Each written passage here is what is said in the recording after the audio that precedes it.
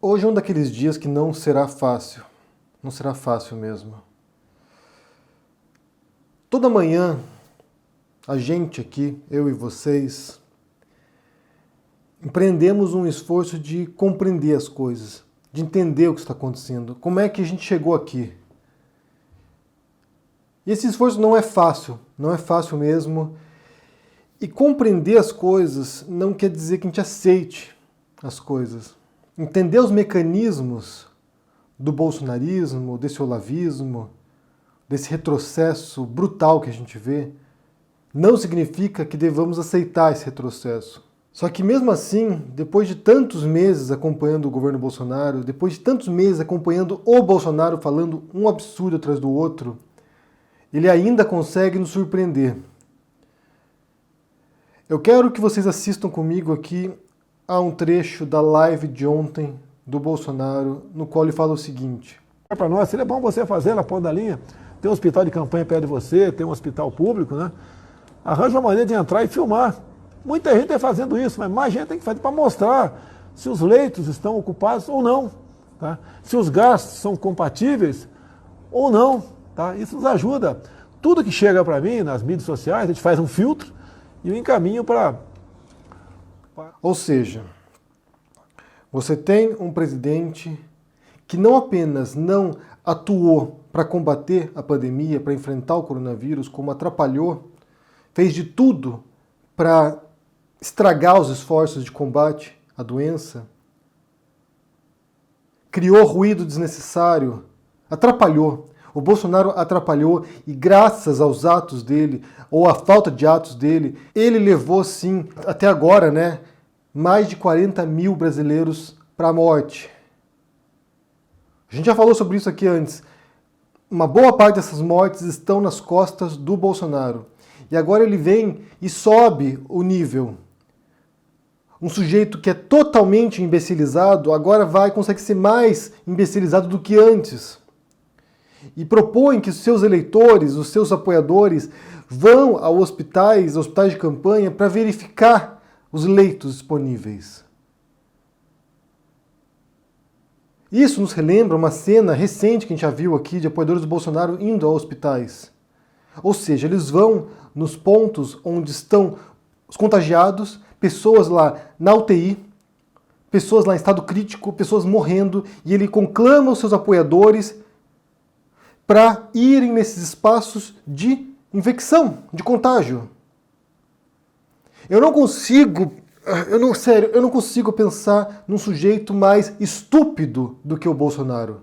Para mim é difícil porque, como eu disse, não é apenas não contribuir, como é atrapalhar consistentemente, todos os dias ele dá um passo para prejudicar os esforços de combate à pandemia. E mais do que isso, de ofender as pessoas que estão agora doentes, de ofender os parentes das pessoas, de ofender quem já perdeu seus parentes. É inconcebível o que esse homem faz todos os dias. É inconcebível. E como eu disse, tentar entender o que trouxe essa aberração, essa monstruosidade para o poder, é diferente de aceitar esse estado de coisas, né? E ontem também, uma outra cena que foi de partir o coração, gente, foi um protesto totalmente pacífico, um protesto simbólico. Foram na praia de Copacabana e cavaram 100 covas, puseram 100 cruzes ali, para homenagear as pessoas que já morreram, para relembrar o perigo, para relembrar, sabe, a tragédia que assolou o Brasil e que vai continuar assolando, gente. Assim, a gente não viu nada ainda. O Brasil já é o segundo país com o maior número de mortos do planeta, já é um dos países com o maior número de contagiados do planeta, e não chegou no pico da pandemia. Eu temo que ultrapasse os Estados Unidos, que foi o país mais afetado do mundo. A gente não viu nada ainda. Eles vão lá desse grupo, fazem esse protesto pacífico, simbólico de fato. 100 cruzes na praia para mostrar as mortes do coronavírus, que eles já fizeram antes, na verdade, né? Já teve outros protestos pacíficos desse modo, por pessoas vítimas da violência, ou seja, não é nada, sabe, inédito. E daí bolsonaristas reproduzindo essa perversidade do Bolsonaro. Porque é o que eles fazem. Eles vão lá e reproduzem essa perversidade do Bolsonaro e foram lá e derrubaram as cruzes. E daí esse senhor aqui, o seu Márcio, um taxista morador de Copacabana que estava passando por lá, ele viu esse ato de derrubada das cruzes e foi lá e repôs as cruzes nos lugares. Tá unido, pô! O povo tá unido contra isso! Seus merda!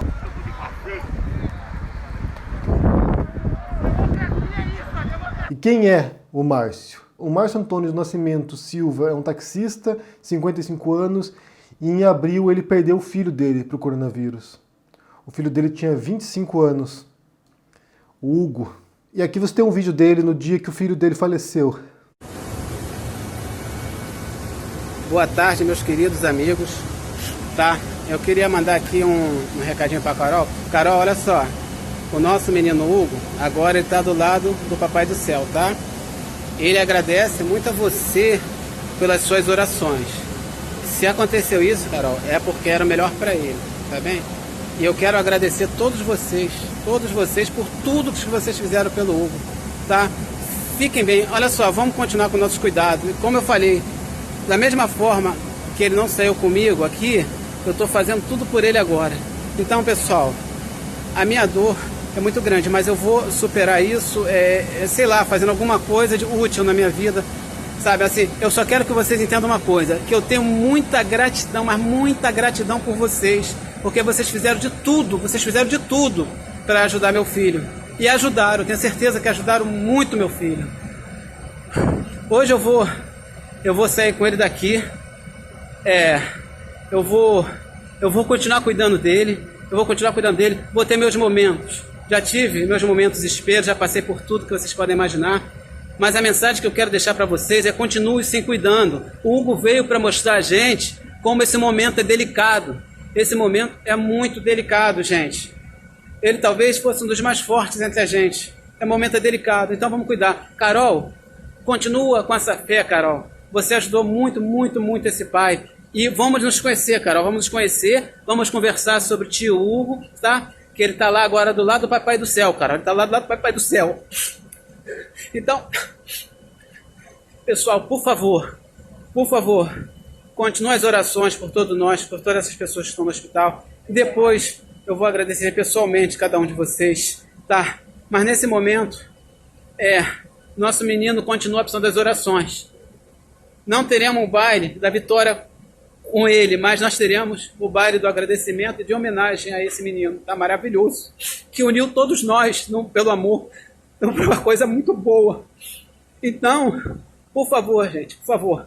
Eu já falei para vocês aqui sobre como números grandes, né, sabe, altas estatísticas, milhares, dezenas de milhares ou milhões de mortos, não nos dizem muita coisa.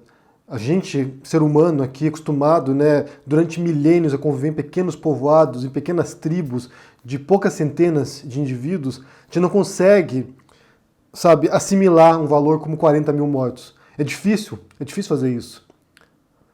Então, quando você tem um nome aqui, o Hugo, 25 anos, que segundo o pai dele não tinha nenhum problema de saúde, adoeceu e em poucas semanas faleceu. Quando você tem um nome e uma cara, eu vou pôr aqui a foto do Hugo e do pai dele. Quando você tem um nome aqui, isso se torna muito mais concreto pra gente. E a resposta do Márcio, quando ele viu os bolsonaristas derrubando as cruzes lá na praia, foi a seguinte: eu senti como se ele tivesse desrespeitado meu filho. Eu não tinha nada a ver com o protesto. Moro em Copacabana, só saí de casa um pouco para caminhar.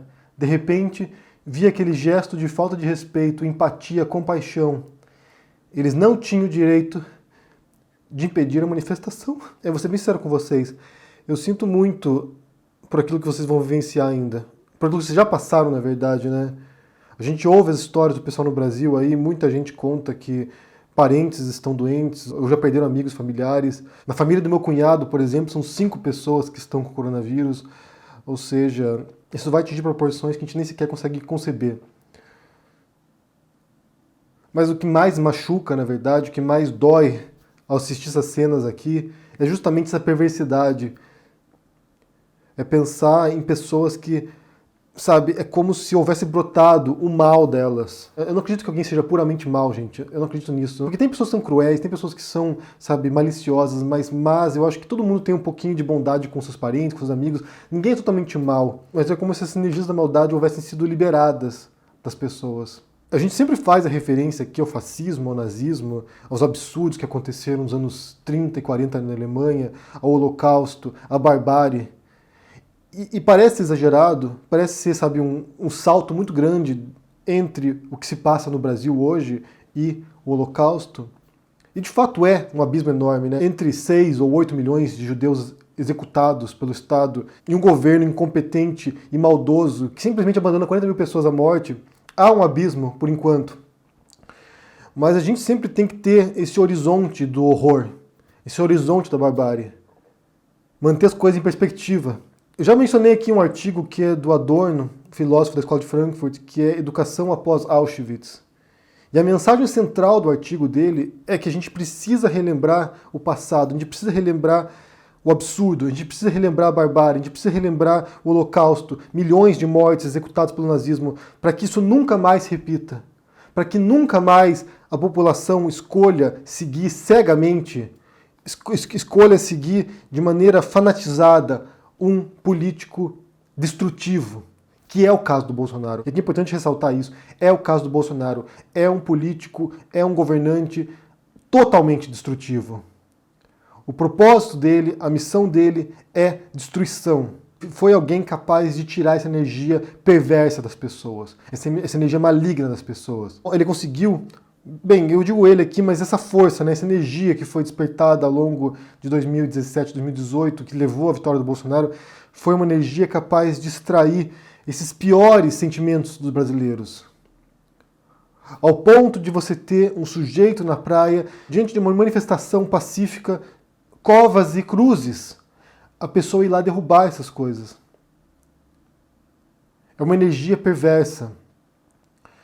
E é uma energia perversa que, se a gente parar para pensar, está dentro de todos nós. Todos nós estamos dispostos a encontrar alguém que vai lá e canaliza esse nosso ódio.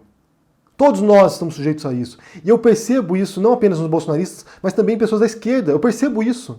Eu vou ser bem sincero com vocês aqui, eu percebo isso. A reação de ódio que eu vejo nos comentários é justamente essa energia perversa sendo extraída da oposição também. Pessoas que acham que apenas a violência será capaz de deter esse ódio do bolsonarismo.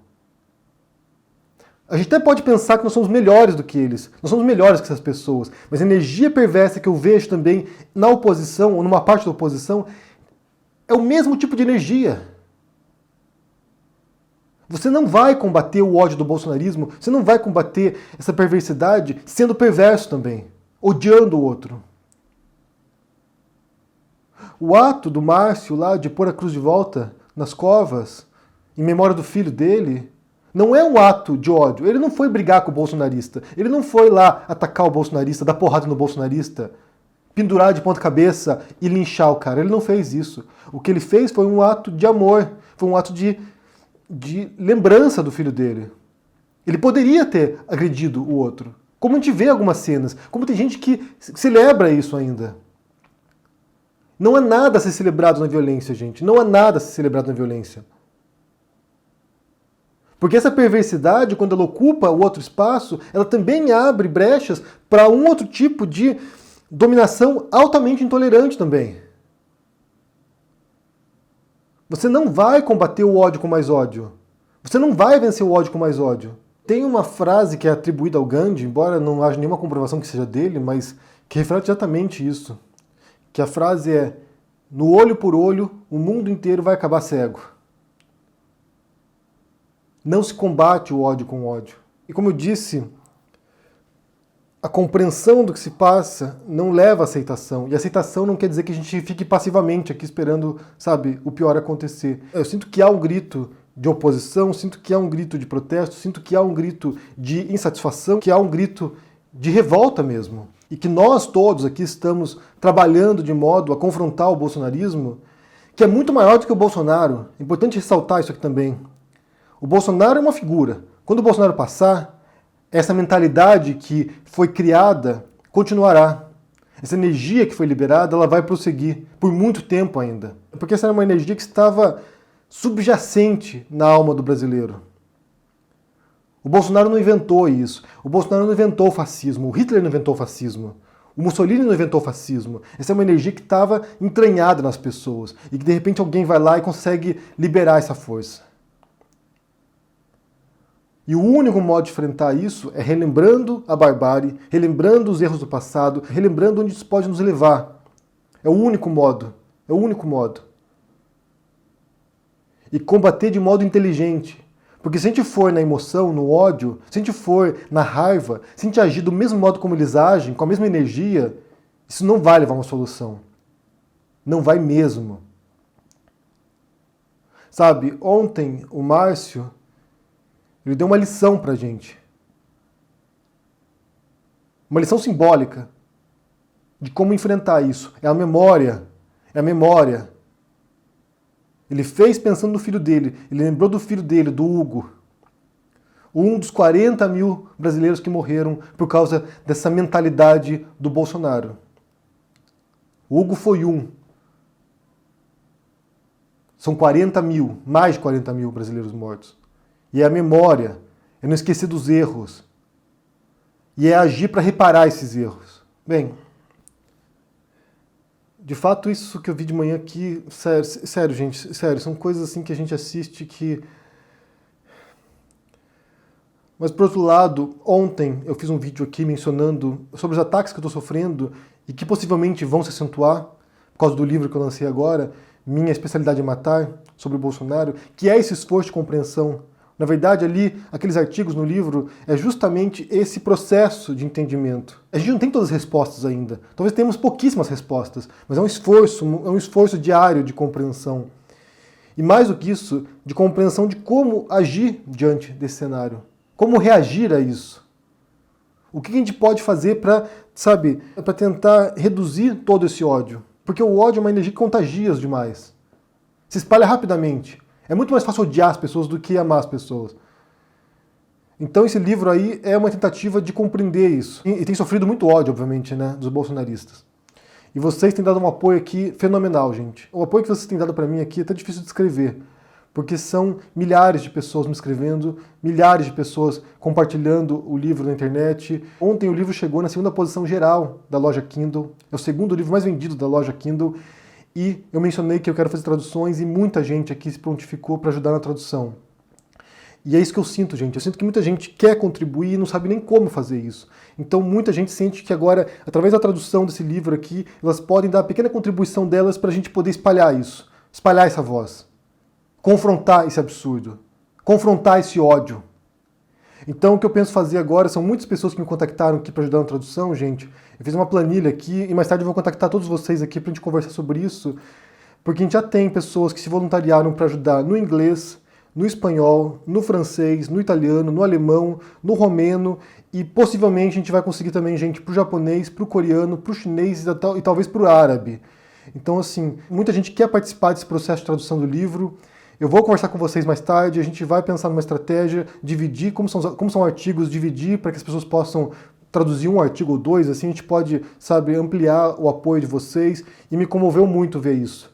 Muita gente querendo ajudar, e assim, de fato, é o que a gente pode fazer. O pouquinho, cada um de nós que fizer um pouquinho para tentar, sabe, reduzir esse ódio e espalhar para o mundo a mensagem do que está acontecendo no Brasil agora, porque as pessoas não têm dimensão disso. Eu falo para vocês sinceramente aqui, eu moro aqui na Espanha, converso com espanhóis, a gente tem amigos em outros países. Quem está no exterior observa com horror o Brasil, mas eles não têm noção da dimensão do que se passa aí.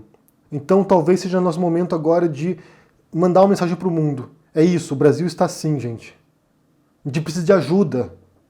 Essa ajuda vai partir de nós mesmos, brasileiros, todos nós aqui juntos, nos ajudando, mas também de outras pessoas que possam dar algum tipo de luz. É ajuda que a gente precisa. E é uma ajuda, é importante ressaltar isso também, para concluir esse vídeo, é uma ajuda que tem a ver com um modo para superar o ódio. Porque esse ódio, ele vai destruir o Brasil. Quando você tem um presidente que conclama seus apoiadores a irem a hospitais, verificar se as pessoas estão realmente morrendo, gente, assim, é um estágio que já superou sabe, o mais absurdo dos absurdos.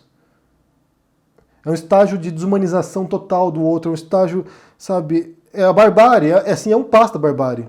E a gente se indaga, né, como é que os alemães, o cidadão alemão comum foi lá e executou judeus? Como é que você tinha alemães que estavam lá jogando os corpos nos crematórios? Como é que as pessoas fizeram isso? Como é que chegou nesse ponto? E a gente está assistindo como é que chega nesse ponto. É uma desumanização do outro. É quando você já não pensa no outro como um ser humano que tem dignidade. É quando você pensa que o seu opositor político tem que morrer. Bem, eu quero saber o que vocês pensam sobre isso aqui, sobre a conclamação do Bolsonaro para que os apoiadores dele vão a hospitais. Sinceramente, gente, assim, o poço tem porão e o porão tem um outro porão e o poço não tem fim. O poço não tem fim. E sobre o protesto e o Márcio, que foi lá ajudar a erguer as cruzes porque o filho dele